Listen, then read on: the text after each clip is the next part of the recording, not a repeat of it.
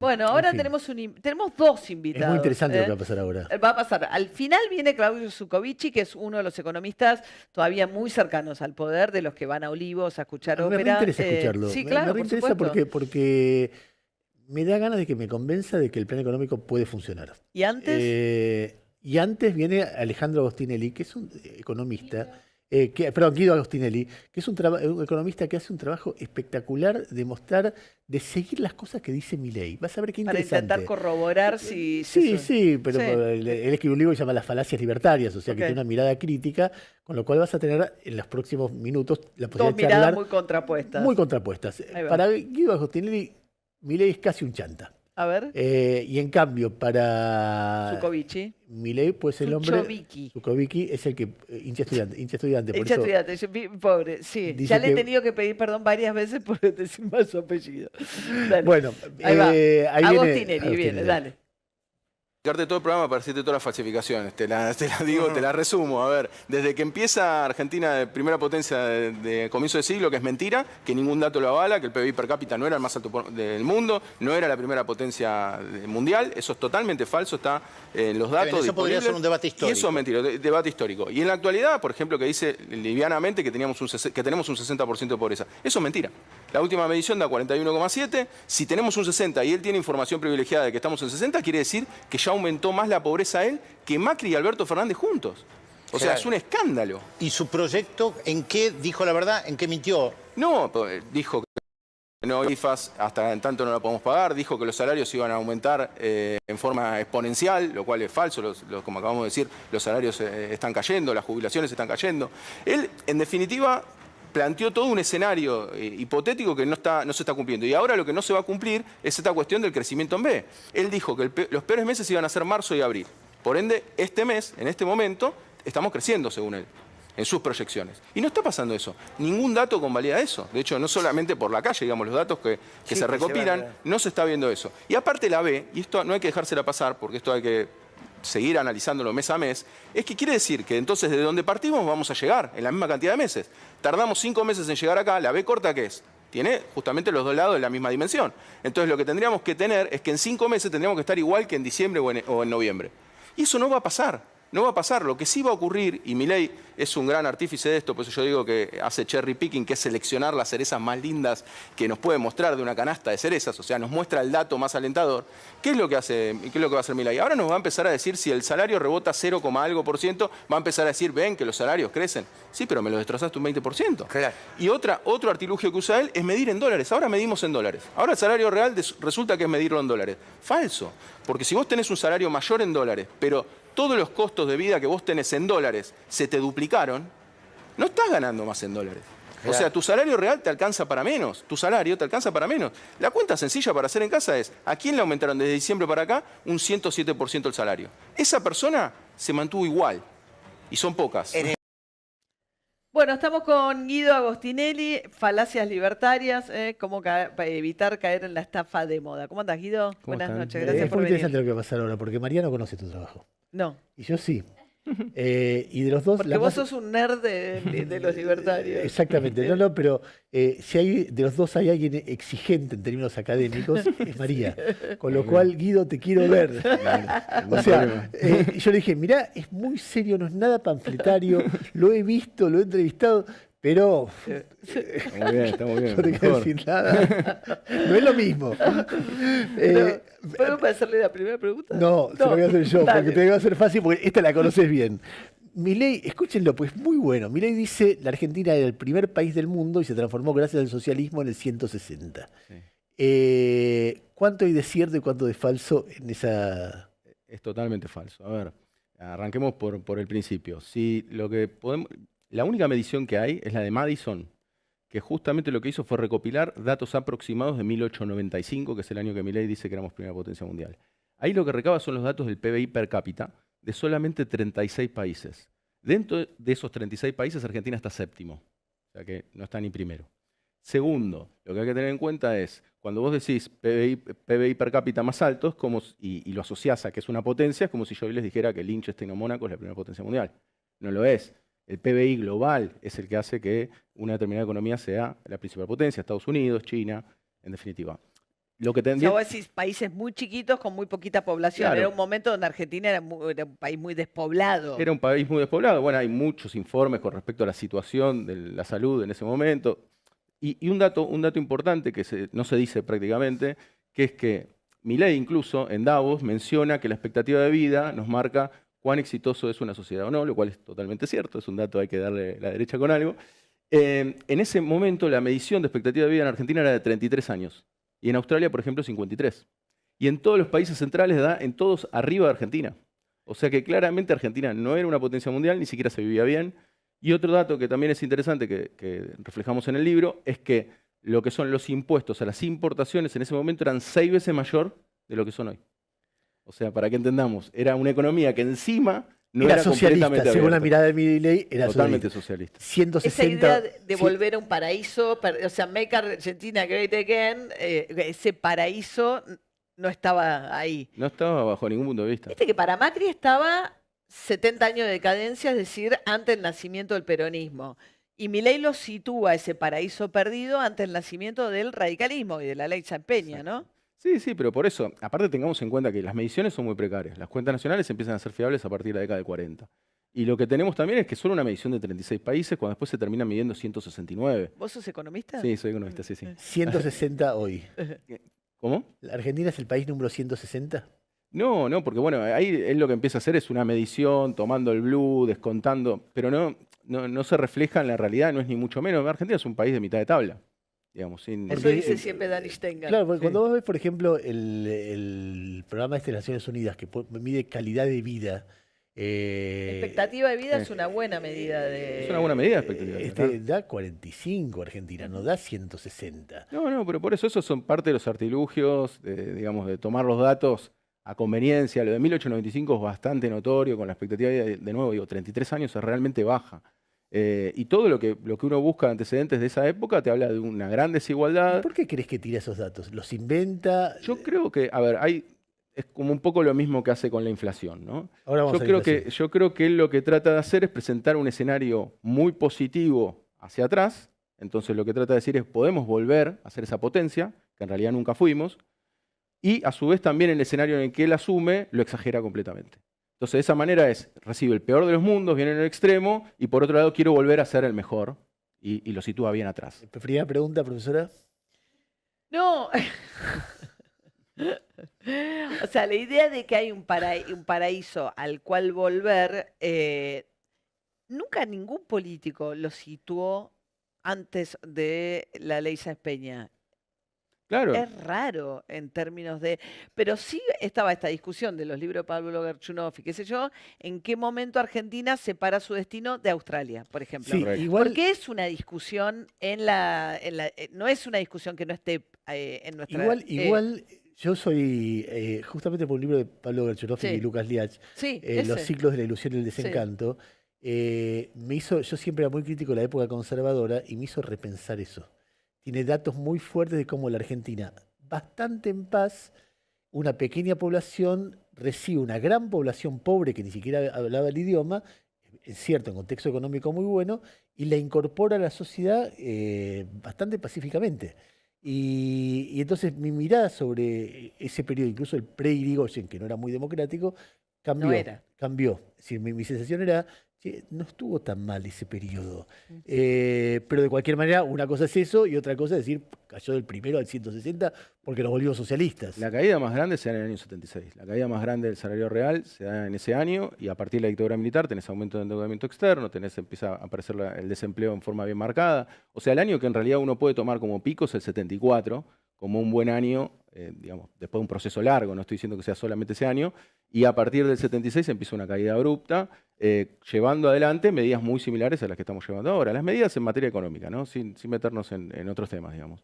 Así que me parece que justamente al revés, a medida que vos te acercás a las ideas libertarias, lo que vos obtenés son peores resultados, no mejores. Tema inflación. Sí. ¿Cómo viene la inflación o el 17.000%? Las dos cosas. Las dos Las cosas. dos cosas. Mira, a ver, la inflación viene al 4,2% el último mes. Lo que hay que tener ahí muy presente, y esto es lo que a mí me pasa mucho en el feedback en las redes sociales y demás, que me dicen, bueno, es un dibujo, el 4,2, supongo que lo habrán escuchado. No hay nada cierto para decir que es un dibujo, ni nadie está sospechando en este momento en forma seria del INDEC. Yo Lo que sí veo es que la ponderación que hace el INDEC para medir la inflación está un poco antigua. Está Sí, a ahora diciembre lo están revisando. del 2016. Lo están Ahora revisando y están por hacen bien. anunciar, sí. De hecho, ya pasó bastante tiempo para que no se dé esa revisión. Tema, por ejemplo, telecomunicaciones. Claro. La internet y telecomunicaciones viene subiendo muchísimo y Exacto. pondera muy poco. Pero, por ejemplo, transporte, sí. menos del 6%. ¿tá? Y nosotros vemos que quienes tienen salarios bajos le incide muchísimo más que el 6%. Cuando vemos los jubilados con los medicamentos, menos del 6% también. Entonces, ¿qué es lo que pasa? Cuando yo te digo el valor real, te lo traigo a hoy y te hago una canasta que está desfasada. Bueno, pero eso vale para el gobierno anterior Sí, por también. O sea, supuesto. si la canasta está viejísima, Correcto. o sea, la manera en que mide un consumo promedio de una familia tipo viene hace rato. Correctísimo. Viene hace rato. ¿Cuál es el punto? El punto es que en la percepción de la gente puede dar que cuando uno dice 4,2% dice, che, Pero me espera, estás mintiendo. ¿cuál es el nivel del logro? El gobierno que dice, olvídate, ya vamos al 17.000%, porque me interesa hablar de eso, pero dice, encontré una inflación descontrolada, la gente lo estaba sufriendo mucho, y la logré bajar al 4,2%. Prat Guy, por ejemplo, dice, no me jodas, vos estás festejando esto y me criticabas a mí que tenía 2,5% de promedio en el 2016. O sea, y además tenía 2,5 promedio sin cepo. O sea, vos estás regulando el dólar, yo no lo regulaba y tenés 2,5, y vos regulando tenés 4. ¿Qué estás festejando? Mitad de vaso vacío, mitad de vaso lleno. ¿Cómo lo ves? No, para mí va a seguir el sendero de la baja. Hay algunos economistas que esto no coinciden, que ven una barrera ahí en los 4. A mí me parece que podemos estar hablando este mes de una baja con respecto al 4%. A mí me parece que con este método de asfixia vos podés llegar a reducir la inflación. A mí me parece que puede ser exitoso en esos términos. El punto es que no va a repuntar la economía como quisiera el gobierno si sigue bajo este método. Entonces es una cuestión de cuánto quiere el gobierno apretar las clavijas en esto. ¿Por qué? Porque hay que tener en cuenta también otra cosa. Porque él explica la inflación siempre como un fenómeno monetario y estamos un poco cansados ya de escucharlo y de hecho lo dijo un poco en la presentación que hizo el otro día. Justamente lo que nosotros tenemos es, si la inflación es siempre un fenómeno monetario, vos tenés una cierta emisión y él dice yo dejo de emitir, ¿cuál es el problema? Que si a vos se te caen las cantidades que vendés, te siguen sobrando pesos para convalidar precios al alza. Y esto es lo que no se dice y lo que Milei aparentemente, intencionalmente no lo menciona. Si nosotros tenemos una economía que se cae, hay menos bienes que se están intercambiando entre nosotros los habitantes de un determinado país. Si caen esas cantidades, los precios tienen todavía recorrido para subir. Entonces me parece que puede seguir habiendo inflación. De hecho, bueno, el mismo gobierno termina dándole presupuesto que va a seguir habiendo inflación, que no es cero, pero me parece que sí va a seguir a la baja en tanto y en cuanto siga queriendo ajustar y siga queriendo mantener el superávit fiscal. Y el tema de jubilados, la discusión respecto de Milei dice, están mucho mejor en dólares. Caputo dice, hoy ganan más que en diciembre del año pasado. Mira, las jubilaciones reales se miden acá y en todo el mundo en moneda local. O sea, esa es la forma. ¿Por qué? Porque ¿cuál es el concepto de jubilación real o salario real? Lo que vos podés comprar, tu poder adquisitivo. El poder adquisitivo de las jubilaciones mínimas disminuyó aproximadamente un 5%. Ahora, ahí vale también otra mención más, porque vamos a ponerlo en el extremo, como hacen los libertarios si les gusta. Supongamos que tuvimos de acá bueno, lo que va del año, que va casi un 100% de inflación, ¿no? Supongamos que tenemos un 100% de inflación. Y yo lo que digo es, bueno, congelo las jubilaciones. No fue lo que pasó, estoy poniendo un ejemplo hipotético. Y en el último mes, cuando llega al 100%, te aumento y te duplico las jubilaciones. Y te digo, ¿sabes qué? Le empataste la jubilación al poder adquisitivo. Hay algo que no cierra, que es que todos los meses que vos me fuiste, que la inflación le fue ganando, o sea, se ha acumulado mes a mes, vos no me lo estás compensando. Entonces, es cierto que de punta a punta hay solo una caída de la mínima del 5%. Digo solo porque había sido muchísimo mayor.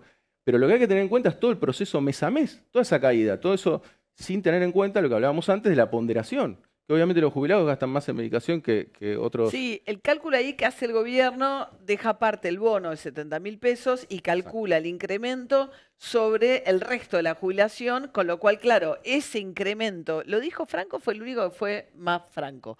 Fue al Congreso, el jefe de gabinete dijo, las jubilaciones sin contar los adicionales, le ganó a la inflación. Claro, porque al tener congelado el 70.000 pesos del bono, claro, nace el incremento sobre el total de lo que es finalmente el haber de bolsillo. Entonces ese es un poco Sí. Yo los números que te hablaba era sobre el que total. vienen haciendo, claro. Sobre el total, incluso sobre ese total, da una caída. Pero mes a mes tuviste caídas muy fuertes. ¿Y salario real? Y el salario real pasa también, algo similar. De hecho, pero sí. Más o menos empató. El cálculo da. No, según el último dato del INDEC de junio, a mí me da 5% a la baja. Que es el último dato que también hay que explicar cosas metodológicas, pero a ver, ahí por ejemplo en el índice de salario del INDEC está contemplado, por ejemplo, lo que es el salario no registrado en un 20% de incidencia. cuando lo vemos más cerca del 40. Entonces también hay que tener en cuenta estos aspectos técnicos, que es cierto que son cuestiones que vienen de arrastre. No estoy diciendo que es culpa de Milei esto. Lo que digo es, para hacer un análisis adicional hay que tener en cuenta estas variables, porque bueno, si vos ponderás más el trabajo no registrado, te da todavía mayor la baja del salario. Claro. La inflación venía al 17.000%. Eso dice Milei. ¿Qué decís de eso? No, eso es una falacia tremenda, porque básicamente lo que él está haciendo es tomar un dato diario, él mismo lo dice, que es diario, y anualizarlo en forma exponencial. El ejemplo que yo más comúnmente digo es que si te meten un gol en el primer minuto del partido, es como decir que vas a perder el partido 90-0. Peor que eso, porque es exponencial, o sea que se va agregando. Pero a su vez, yo hice, por ejemplo, un contenido que tenía que ver con el tema de la variación del dólar. Si la variación del dólar blue, hubo un día que varió un 4%. Entonces dije, bueno, ok, agarro el diario, lo extrapolo a todo el año y ¿cuánto me da que tiene que estar el dólar? Bueno, en ese momento me dio que tenía que estar 11.000 millones de pesos. Un disparate.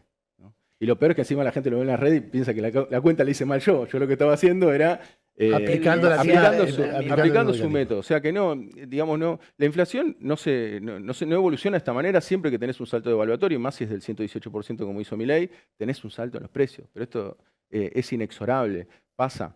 Ahora, extrapolar este dato, que incluso él toma los datos que se dan bajo su gestión, me parece que no tiene sentido. Y aparte, otra cosa importante para tener en cuenta, ya que estamos y viéndolo como una crítica hacia el gobierno anterior, ¿no? Si nosotros contemplamos que el gobierno anterior no se le generó una hiperinflación, y él suma a todos los gobiernos, suma los 4 años de Macri, 20 años de populismo, vamos a decirlo así. Si tenemos en cuenta que hubo 20 años de populismo y a nadie le estalló una hiperinflación, y le estalla la hiperinflación, justo se la dejaron a Milei, el premio Nobel no es para Milei, el premio Nobel tiene que ser para Alberto Fernández, o para la gestión económica de Alberto Fernández, porque realmente que si vos contuviste esa situación durante tanto tiempo, ¿cómo vas a dejar implantado justo en ese momento una hiperinflación cuando nunca pasó y cuando Milei pronosticaba muchas veces que iba a haber hiperinflación? Es que a mí me divierte mucho la manera en que Milei habla de la devaluación. Porque, por ejemplo, hace muy poquito, hace un mes, dijo, quieren que yo devalúe.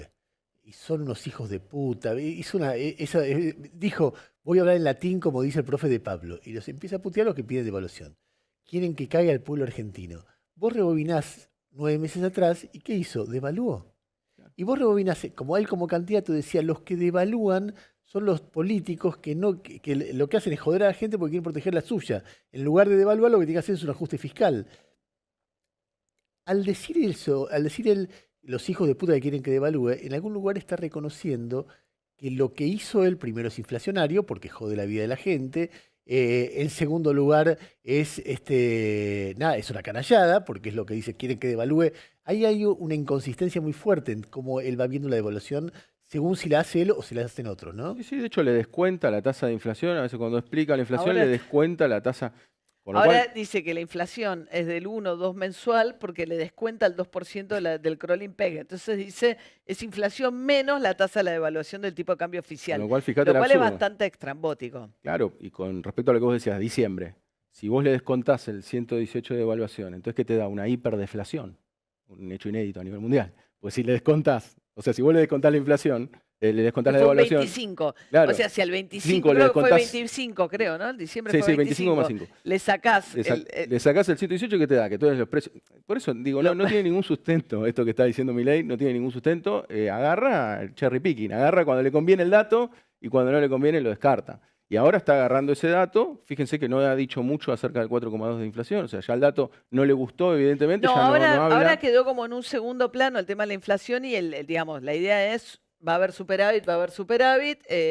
Dijo, el otro día lo entrevisté a De Pablo y De Pablo dijo, si un mes hay que tener una inflación un poco más alta, más baja, como la idea de que el mástil era todos los meses va a haber una inflación más baja, el nuevo mástil pasó a ser me mantengo en superávit, ¿no? Me parece. Sí, correcto, que ahí también hay otro debate y yo entiendo que ahora hasta en todos lados está bien visto y en eso sí ha logrado cooptar la agenda Milei, de decir el superávit siempre es necesario.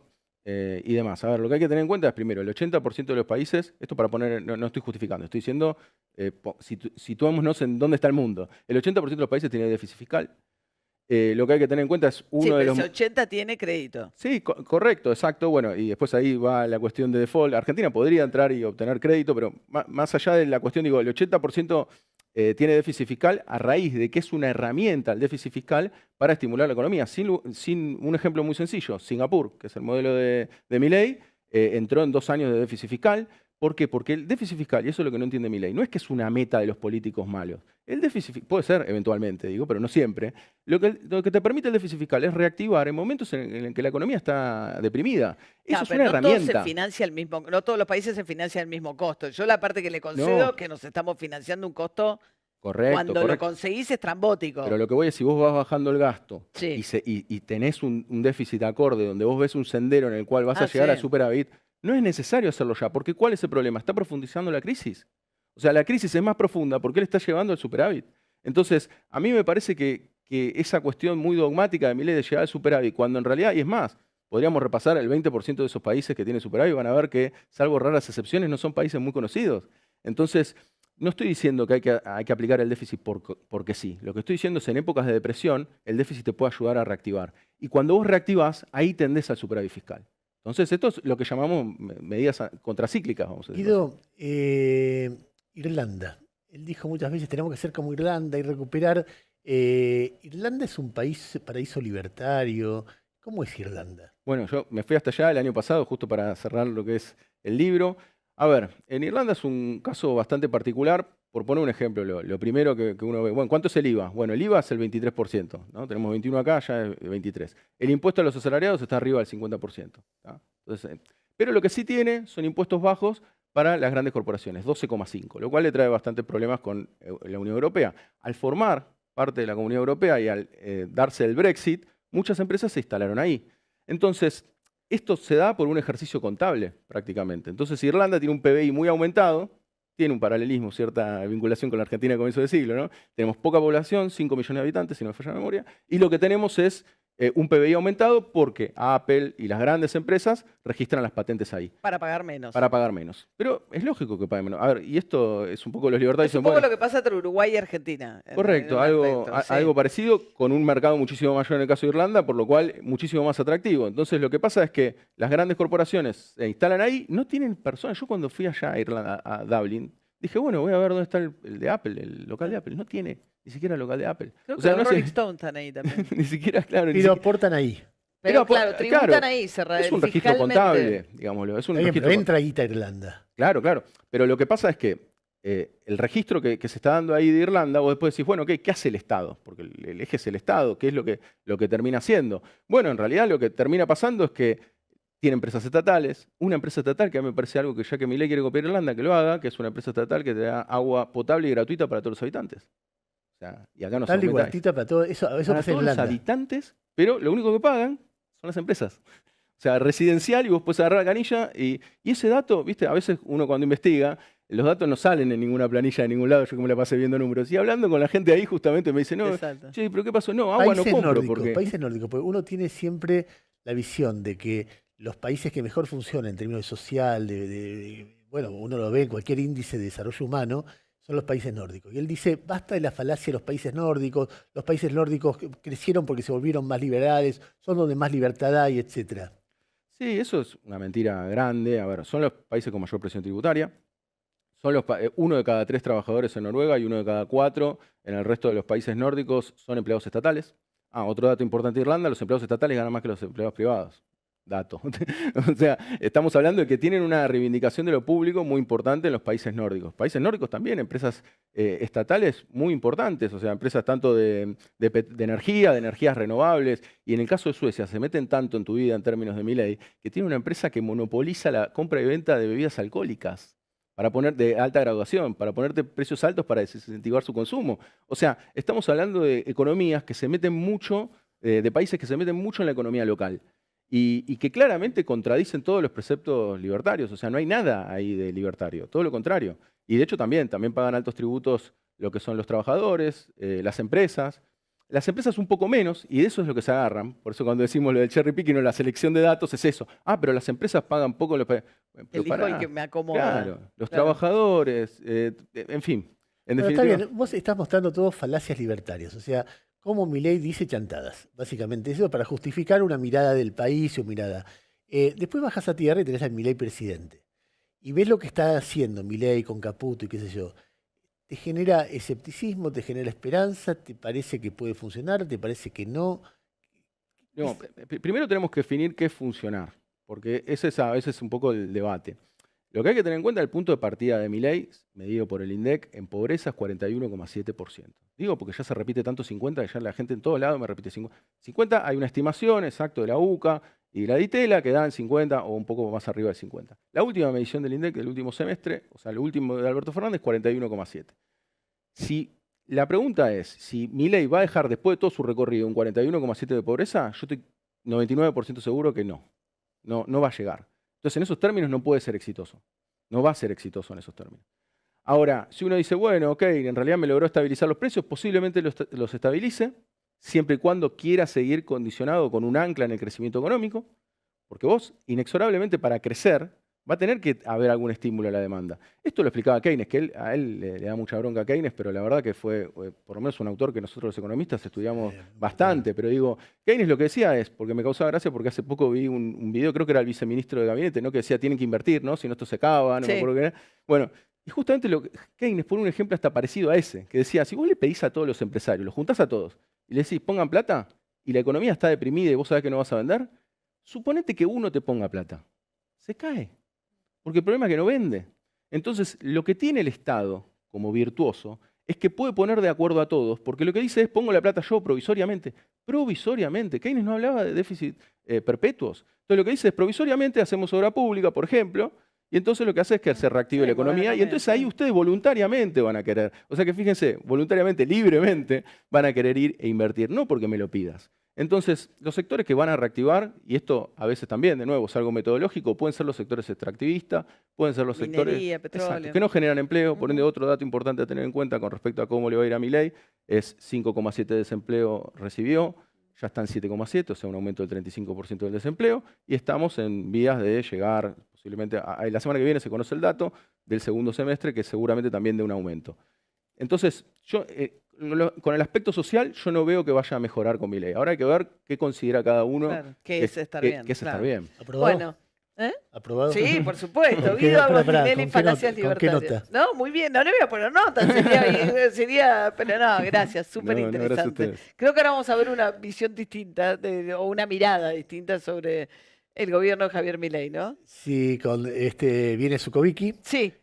Yo tengo ahí una predilección, pues hincha estudiante. Y a mí cuando Dejate me hablan de hinchar, estudiante, basta. sea quien El sea. otro día que no estaba vino Hugo Alconada. o Alconada, tengo mi está cuota. lleno de pincharratas Sí, esto. y me dijo, estaba Alfredo Zayati y también me dice, no me vas a hacer la pregunta de ¿le va a salir bien? Como ya me hizo Ernesto. Bueno, gracias. No, gracias a ustedes.